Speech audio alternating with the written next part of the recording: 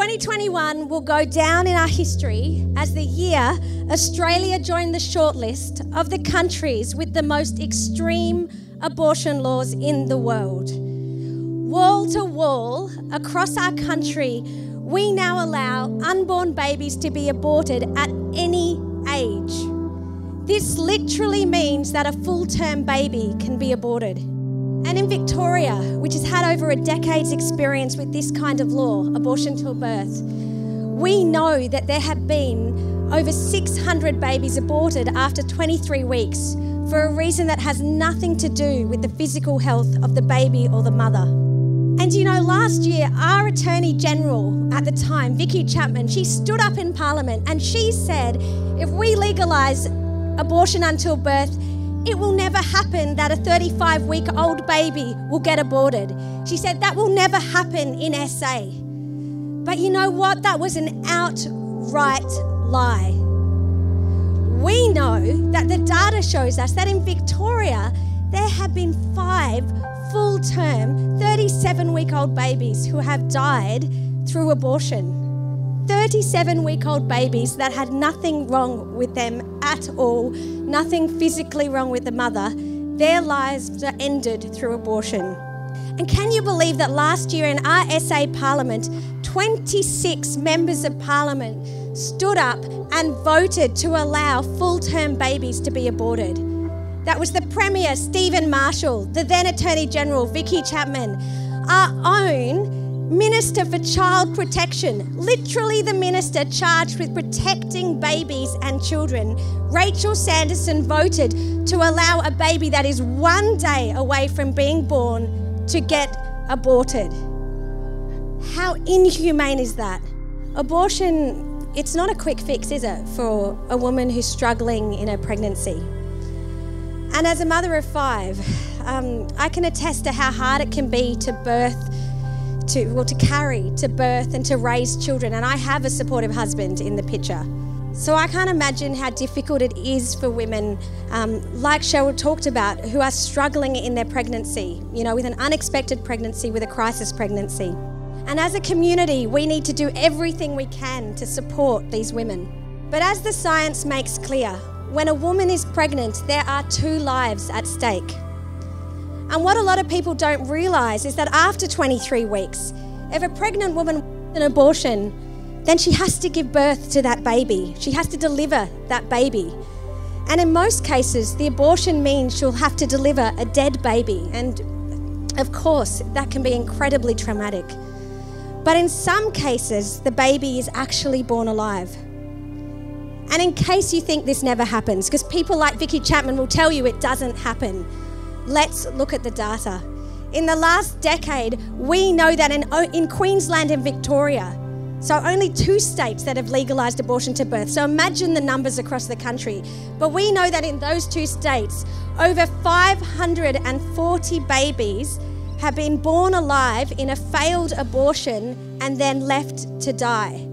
These babies have no legal rights. It is no small victory that South Australia, because of your efforts, because of you being willing to take a stand, our Parliament listened on that fact, and we do have legal protection for our babies through an amendment made last year. But can you believe we have 19 members of our current Parliament who voted against giving life-saving medical treatment or even palliative care to babies born alive through a failed abortion? In addition to the Premier, Stephen Marshall, he has to go. The Attorney General, Vicky Chapman, we don't want her in our Parliament. Can you believe the Shadow Minister for Child Protection, Katrine Hildyard, she has to go. She voted, they all voted, to allow babies who are breathing and crying to be left alone to die on a metal plate without any care.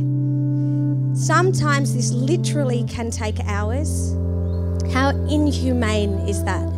And I still remember when my son Jesse was born and he was blue and he wasn't breathing properly, and the wonderful staff at Flinders, they rushed him to the neonates ward to give him the care that he needed in order to survive. But you know, if I hadn't wanted Jesse, if I'd wanted to abort him and he'd been born alive by mistake, then Stephen Marshall, Vicky Chapman, Katrine Hildyard, Leon Bignell, 19 other members of Parliament would have voted to not give Jessie life-saving medical treatment. In what kind of society do we say that there is one class of people who are supported, loved and cared for because they are wanted, and another class of people who are murdered, discarded, left to die, cast out because they are unwanted? An Australia that allows abortion to birth or babies left to die is not an Australia that I want to be part of or that I want my children to grow up in. And that is why I'm standing up today with my colleague Deborah Searle to launch a new initiative, the Enid Lyons List. And before I pass on to Deb, so that she can explain what this new initiative is, can I ask you to put your hands together for Gordon Pickard, a courageous, incredibly generous South Australian who's provided the donation to enable Enid Lyons List to get off the ground. So who is Enid Lyons? Enid Lyons was the first woman to be elected to Parliament in Australia. She was a mother of 12 children, wow, and firmly against abortion. She once watched a nurse throw the remains of her miscarried baby into the fire and was just horrified at the disregard for her child.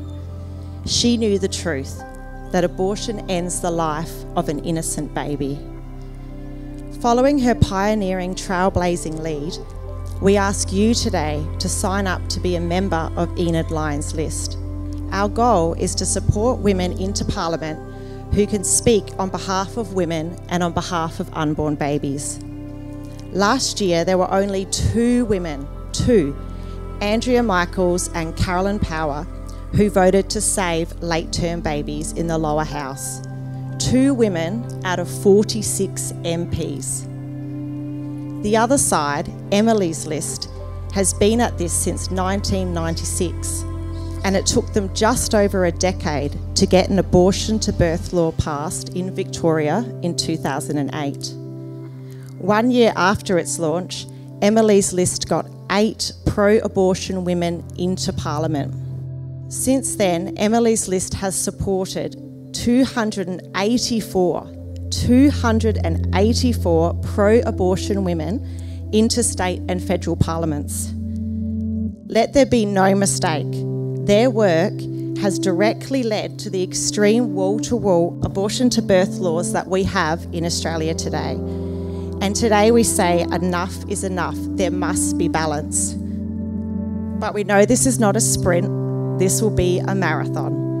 Within a decade, we want South Australia to be the first place in the country to protect the human rights of babies. But for the tide to turn, you and I need to take a stand. For too long, the pro-life movement has just been reactive. When a new law gets announced, which will trample on human rights of unborn babies and hurts women, we just get angry, we join marches, we write letters to our politicians. But this is not enough. The laws get passed anyway, as we saw last year. Our reaction doesn't change the vote. This has to change. We need to be strategic. We need a long game strategy. We need to surely but slowly gain some ground. We need to work between the votes in Parliament and get more women against abortion into Parliament. We need to change people's hearts and minds with our friends, our neighbours, our colleagues, conversation by conversation. We need to go beyond the places and communities where we are comfortable. This is not an issue that we should care about by virtue of Christianity. This is an issue we must care about by virtue of our humanity. We are not going to lie to you, this will be incredibly difficult. We have a long road ahead. But all of the world's great injustices, be it slavery, apartheid, or women being given the right to vote, all of these injustices took courageous men and women to stand up and be counted. In joining Enid Lyons List, we can work together to end abortion in Australia. When you collected your signs today, you may have received an Enid Lyons List flyer. This is what it looks like. If you've got your flyer, hold it up. Woo! On the back is a QR code. If you scan the QR code, you can join the list. All we need is your name and email. There's also the website address on there, and we do have 4 wonderful representatives walking around with manual sign-up sheets as well that you will see around the place. There's no cost. We simply ask for your name and email, as I said, and we can then alert you to events, campaigns and seminars we're holding and keep us all active in this fight. We are building a community of those who stand for life. Together, we can see change. You can also go to our website, so it's Enid Lyons list, Lion is with a Y, and find out more about what we do and how you can help. So we have a bit of catch up to do because the other side, as Deb said, Emily's List, they've been at this for over 2 decades. But the good news is we're going to get them, we're going to make this list big, and we're going to show them that in our parliaments we want good people. So Claire Scriven is up here today. She's in the Labor Party. She's one of the only women in that Labor Party who is not a member of Emily's List. And we don't want her to be a sole warrior for human life. We know that we need to support Claire. So by joining Enid Lyons' list, we can get more women into the Labor Party, into the Liberal Party, into our parliament that stands up for life. You know, the worst tweet that I saw the other side do last year, the pro-abortion side, they said if men had uteruses, they would have decided this vote in 5 minutes because it was only men's voices being heard in the parliament. But we know that's not true. I want you to roar if you are a woman here today. You are here, I'm a woman, hear me roar, and I stand up for human life. We need to tell them that that is what we care about. And you think it's impossible. Most people don't even realise that the right to vote for women began here in South Australia. That it was a motley group of courageous women who stood up and said, women should be able to vote. Women should be able to stand in Parliament. And their first bill for women's voting was in 1884, a full decade before they achieved it. 5 years into their fight to get women the vote, only 48 people could turn up to a meeting. And we have more than that today. But by the end of the decade, they had over 11,000 signatures on a petition, and the opponents had only 200. But you know what? The media was stacked against them, and the media is stacked against us. Both political parties refused to fight for them, and we have that situation today. Both political parties refused to fight for us. Everyone thought that the right for women to vote was a lost cause, and everyone in politics thinks that was done and dusted last year. But I have news for them, it was not.